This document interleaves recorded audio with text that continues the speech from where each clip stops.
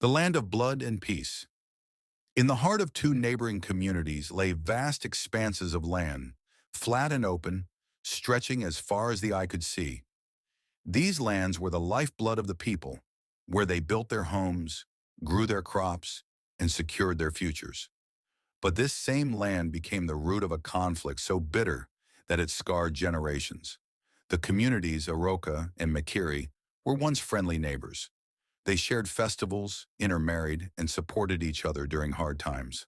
But as populations grew, the question of who owned which portions of the land began to stir resentment.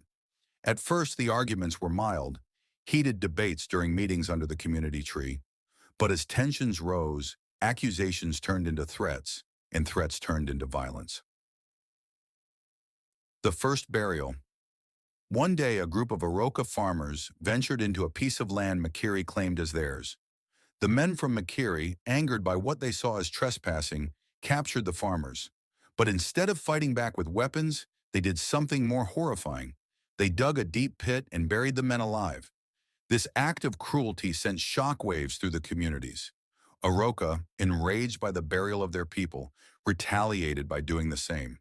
Whenever they caught someone from Makiri on disputed land, they buried them alive as a warning. Soon this terrifying act became a symbol of revenge, fear, and hatred. Both communities began capturing and burying each other, turning the fertile lands into silent graves. The spiral of violence. What started as isolated incidents spiraled into chaos. Innocent people were caught in the crossfire, farmers working their fields, travelers passing through, even children playing too far from home. The killings and burials became so common that people lived in constant fear. At night, the cries of grieving families filled the air, and by day, the sight of fresh mounds of earth marked the land like scars. Both Aroka and Makiri became consumed by their hatred. Brothers turned against brothers, and entire families were wiped out. The land they fought so fiercely over became a place of death, no longer rich with crops, but stained with blood. The breaking point. The violence grew so intense that neither community could sustain itself. The fields lay barren, the markets were empty, and the once thriving villages became ghost towns.